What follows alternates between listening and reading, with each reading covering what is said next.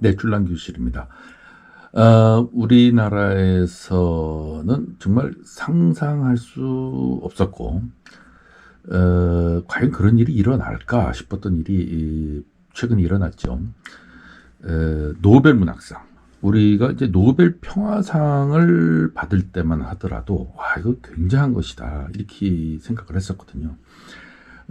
노벨 평화상이라는 게 그 각별한 의미는 노벨에서 뭐 경제학상, 의학상, 화학상, 뭐 문학상 여러 가지 상이 있는 걸로 알고 있는데 그 중에 정점에 서 있는 것이 노벨 평화상입니다. 노벨 평화상부터 시작을 했다고 그래요. 또 그러한 목적으로 만들어진 상이고, 이제 그 다음에 좀 중요한 것을 꼽아라 그러면은 노벨 문학상 정도 꼽을까요? 물론 이제 다른 것도 다 중요하긴 하겠죠. 그러나 이 문학에서 전 세계의 어떤 최정점에 있는 시상에서 인정받는다는 것은 참 어려운 문제입니다. 근데 왜냐하면 과학이라는 것은 노벨 화학상이나 물리학상이나 이런 과학들은 실증적으로 검증이 가능하고 객관화가 될 수 있기 때문에 모든 사람들이 인정할 수 있어요. 점수가 좀 더 동일하게 나올 수가 있는 것이죠. 그런데 문학상은 말이죠. 이게 주관적인 판단이거든요. 그래서 오히려 더 어려웠던 것 같아요. 근데 이 전 세계의 문학을 하시는 분들이 가장 그 동경의 대상으로 삼는 그 노벨상이 우리나라에 이제 주어졌다는 것은 상당히 쇼킹한 일이죠. 사실은 쇼킹한 일인데, 오늘 이제 출란과 관련돼서 제가 그 노벨 문학상이 마침 매치가 돼요. 그래서 여러분에게 그것을 같이 한번 이제 생각해보는 시간을 한번 좀 가져보자 하는 뜻에서 오늘 방송을 하게 됐는데, 어떤 이야기인지는 좀 지루하시더라도 영상을 좀 끝까지 지켜봐 주시기 바라겠습니다. 이번에 노벨상이 단순하게 한강이라는 작가가 대단하다. 예, 물론 이제 대단한 건 사실입니다. 그걸 부정하고 싶은 생각은 전혀 없어요. 그러나 거기에만 몰입이 좀 돼 있는 것 같아서 이 뒤에 백그라운드에 이 한강이라는 작가가 노벨상을 받기 위해서 보이지 않는 노력을 한 사람들이 있죠. 거기 이제 번역가예요, 번역가. 이 번역가가 굉장히 중요한 것인데, 이 한리몬의 그 평가를 하는 사람들이 번역된 책을 읽고 그것이 한강 그 작가의 원본을 읽는 감동을 그대로 느껴줘야 되거든요. 그러려면 이 번역이 완벽해야 되는데, 그냥 단순히 직역을 한다고 해서 이 번역이 되는 것도 아니란 말이죠. 그 감동을 같이 전달해야 되는데 그 감동을 전달하는 방식이 한국말과 영어가 다르다는 겁니다. 여기에 어려운 점이 있는 것이죠.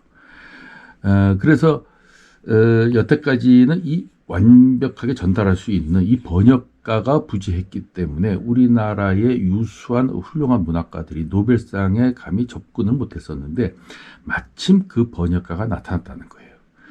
근데 이제 그 공부도 잘 하지 않고 머리가 텅텅 빈 기자 하나가 이 번역가와 인터뷰한 내용이 언론에 공개되어 있는 걸 보고 제가 보니까 한강의 원문 그 소설하고 이 번역 소설이 다소 차이가 많은데, 이게 그러면 다른 소설, 다른 내용이 전달된 거 아니냐, 이게 괜찮은 것이냐, 뭐 어떻게 생각하느냐, 뭐 이런 취지로 이제 질문을 했더니 이 번역가의 대답이 당연한 것이다. 똑같을 수가 없다, 번역이. 만약에 한강 소설의 한글판을 그대로 뭐 영문화 작업을 동일하게 했다면 한강의 원작 소설이 갖고 있는 어떤 그 감동적 메시지를 그대로 전달받을 수 없을 것이다. 왜냐하면 말이 다르기 때문에, 표현 방식이 다르기 때문에. 그러니까 그들이 그대로 느낄 수 있는 다른 언어로서 전달하는 그런 것이 진정한 번역이기 때문에 물론 다르다라고 이야기를 했고, 그것을 잘 이해하지 못하는 기자는 좀 황당했을 거예요. 근데 나중에 이제 뭐 이 한강이라는 작가가 맞다, 다르게 번역하는 것이 맞다라고 번역가의 손을 들어줬기 때문에 이제 뭐 기자 그냥 무식한 것이다, 이렇게 이제 결론이 났습니다만은, 한국의 표현 방식과 영어의 표현 방식이 전혀 다르죠. 그러니까 한강의 소설을 원본을 그대로 수준 높게 이해하고 그것을 번역하는 그 나라의 언어, 그게 영어가 됐든 뭐가 됐든 그 나라의 언어로 그대로 수준 높은 언어로 표현할 수 있는 것이 진정한 번역가의 자세였던 거예요. 그런 사람이 없었던 거예요, 우리나라에. 그래서 이 번역가의 역할이 상당히 뒤에서 많이 작용했고 공이 굉장히 컸다 하는 말씀을 좀 드리겠고, 또 하나는 이제 출판사죠. 이 출판사에 어떤 그 보이지 않는 노력이 있었을 거라고 저는 봅니다. 이제 속된 말로 로비라고 하는데, 우리나라는 이 로비가 범죄 행위고 뭐 야로고 뭐 이렇게 이제 인식하지만은, 서양에서는 이 로비가 정당한 하나의 활동으로서 하나의 직업군으로서 인정받고, 뭐 우리나라 이제 변호사 뭐 이런 사람들의 전문직처럼 인정을 받는 거니까 이 로비도 상당히 중요한 거겠죠. 그래서 이러한 삼박자, 그러니까 훌륭한 원본이 있고 그것을 완벽하게 전달할 수 있는 번역본이 있고 그것을 홍보, 마케팅할 수 있는 출판사가 있었다. 우리는 여기 이걸 잊으면 안 될 것 같아요. 그래서 앞으로는 이것이 의미하는 것은 앞으로도 훌륭한 번역가들이 한국을 주시하게 됐고, 이제 한국말을 아주 완벽하게 그들의 언어로 번역하는 번역가들이 이제 저도 한번 해볼게요 하고 손을 들고 나오는 계기로서 이것이 굉장히 큰 의미를 가지고 있다. 이제 시대가 그런 식으로 바뀌고 있다. 예전에만 하더라도 동양 하면은 뭐 일본말을 유창하게 해서 일본말을 영어나 프랑스어나 이런 걸로 번역을 많이 했었죠. 그러니까 일본에서 노벨상이 먼저 나왔던 거 아닙니까? 근데 이제는 일본말 공부하려고 하는 사람이 별로 없다는 거예요. 이제는 한국을 주목한다 하는 말씀을 좀 드리겠고, 또 한 가지는 제 주변에 어떤 분이 저한테 그러더라고요. 이번에 한강 노벨 그 문학상을 뭐 소년이 온다? 뭐 이걸로 이제 상을 받았는데 저도 그걸 한번 읽어보려고 책을 주문했습니다. 이런 얘기를 하더라고요. 그런데 노벨상은 작품에다 주는 것이 아닙니다. 이거 소년이 온다라는 이 특정한 작품에다가 주는 것이 아니에요. 영화는 기생충, 그러면 기생충 작품에다가 주는 것이죠. 작품상이에요. 감독도 그 작품에 의해서 이제 그 감독상을 주는 것인데, 이 노벨상은 사람한테 주는 것입니다. 사람. 그러니까 한강이라는 작가가 그동안 걸어온 발자취, 그동안 걸어오면서 수많은 저서들, 이런 것을 통틀어서 평가해서 주는 것입니다. 그러니까는 노벨상을 탔다 그래서 소년이 온다 이거 하나만 읽겠다 이거는 말이 안 되는 거고요. 그가 처음부터 쭉 어떤 소설을 써왔고 어떤 작품을 써왔는지 이 궤도를 추적하는 이런 데서 이 노벨상을 이해하려고 하는 노력이 있어야지, 작품 몇 개 읽는다 그래서 한강을 이해한다? 절대 그렇지는 않다는 겁니다. 그리고 또 한 가지는 마지막인데, 저는 그 채식주의자인가요? 그것을 굉장히 오래전에 읽었어요, 사실은. 한강이라는 사람이 그때 채식주의자로 뭐 베스트셀러가 되고 막 이랬었거든요. 위대한 작가라고는 생각하지는 않았지만 어쨌든 뭐 인기 있는 작가다 정도로 생각했었죠. 근데 그때 읽었던 기억을 지금 이렇게 되살려 보면 무슨 내용인지 참 이해하기가 어려웠어요. 이게 굉장히 어려운 소설입니다. 초현실적 표현이라고 하잖아요. 초현실적 표현. 이게 뭐 환타지 소설 같기도 하고요. 막 꿈과 현실을 넘나들고 또 주인공이 온몸에 뭐 문신을 하고 죽고 막 이러는 과정에서 그 작가가 표현하려고 하는 어떤 그 은유적인 이런 표현들을 일반인들이 쉽게 그냥 뭐 영화로 만들어지는 가벼운 소설 읽듯이 이렇게 재미로 읽어가지고 그것을 이해하기는 상당히 어렵습니다. 문학적 소양이 어느 정도 있어야 돼요. 그러니까 저 같은 사람들은 문학적 소양이 없기 때문에 그것을 읽을 때 상당히 어렵게 느껴지고 도대체 이게 무슨 내용이야? 이게 왜 이렇게 어렵지? 이렇게 느껴지는 거예요. 그러니까 이제 한강의 작품을 사서 읽으시는 분이 그러한 것에 훈련이 돼 있지 않는다면은 아마 몇 장 읽기가 어려울 겁니다.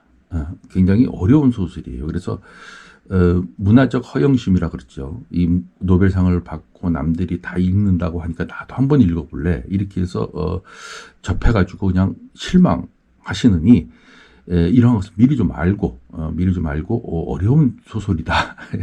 이런 표현 방식이 이 1차원적인 것이 아니다. 이런 좀 생각을 미리 갖고 마음적 자세를 가지고 한강 소설을 읽어보셨으면 좋겠다는 말씀을 좀 드리겠습니다. 근데 제가 왜 이게 난초 얘기를 하면서 한강 이 노벨문학상 얘기를 하느냐. 우리가 그 예술 사조를 한번 보면은요. 사실주의, 이 고대 때죠. 중세 이전에 현실과 똑같이 조각하고 똑같이 그리는 어떤 사실주의 그림이 하나의 예술 사조였었어요. 그러니까 누가 눈으로 보이는 현실 세계와 똑같이 그리느냐. 이것이 우수한 화가나 조각가를 결정하는 기준이었다는 거죠. 그래서 로마 바티칸 같은 데 가면은 레오나르도 다빈치의 그림을 갖다 이렇게 보면은 털끝 하나하나까지도 완벽하게 모사하는, 진짜 이게 현실인지 그림인지 분간할 수 없는 지경까지 그 단계까지 가죠. 그러다가 초현실주의가 나오고 뭐 계몽주의가 나오고 낭만주의가 나오고 뭐 이런 식으로 이제 점점 예술 사조가 바뀌어가죠. 바뀌어가는데 그 이후에 다시 사실주의가 또 나옵니다. 근데 이게 우리나라 말로는 사실주의라고 표현을 해요. 왜냐하면 이것도 리얼리즘이고 이것도 리얼리즘이니까 이 리얼리즘을 한국말로 사실주의라고 번역을 하는데, 이 리얼리즘은 앞의 리얼리즘과 전혀 다른 리얼리즘입니다. 언어가 같다 그래서 혼돈하는 사람이 좀 많은데 제 개인적인 생각은 다른 리얼리즘이에요. 이것은 사실과 똑같이 그리는 리얼리즘이라면 이것은 현실 세계를 반영하는 리얼리즘이에요. 이게 무슨 얘기냐면은 전쟁으로 인해서 사람이 지구 한 곁에서 죽어가고 있고, 물론 이제 그 한강 작가도 그러한 이유 때문에 인터뷰를 뭐 안 하고 그냥 조용히 지나가겠다고 하지만, 그때 당시에도 한편은 전쟁으로 사람들이 많이 죽어가고 있고 산업혁명으로 노동자들이 노동의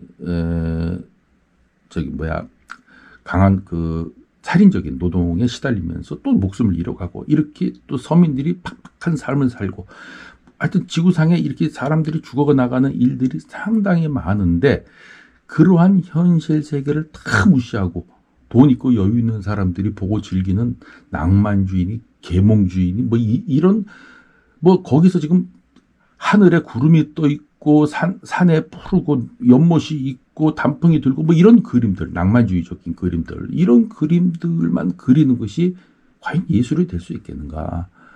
지금 사람들이 죽어가고 있는데 한켠에서는. 그래서 기존에 벌어지고 있는 각자의 처한 위치에서 벌어지고 있는 이 현실을 반영하지 않는 예술은 공허하다. 그래서 강력한 비판이 일어났고, 거기서 나온 것이 이제 현실을 직시하고 반영하는 리얼리즘이 탄생하게 되는 것이죠. 근데 한강의 작품은 여기에 해당되는 것입니다.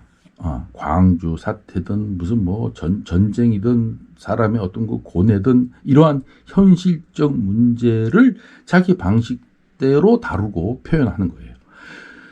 그런데 그래서 이제 한림원의 이 문학상의 평가도 이 현실을 반영했다는 얘기가 들어가 있죠. 그런데 이 현실을 반영을 하려면 현실을 보는 시각이 존재해야 되는데, 이 시각은 모든 사람들이 똑같을 수가 없다는 거죠.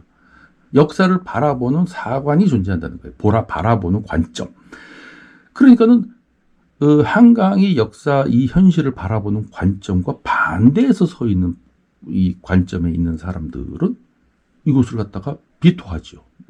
네가 뭐 광주에서 일어난 일을 갖다가 그렇게 바라보는 게 맞아? 나는 이렇게 바라보는데 그것이 어떻게 미화될 수 있어? 막 이런 식으로 이제 평가를 하는 거예요. 그러나 그런 사람, 또 그쪽 사람 편에서 한강 작가가 현실 세계를 바라봤다 하더라도 또 반대편에 있는 사람의 비판을 받았을 거예요. 그러니까 모든 사람이 만족하는 관점이라는 건 있을 수 없는 거예요. 그건 작품이 될 수가 없어요.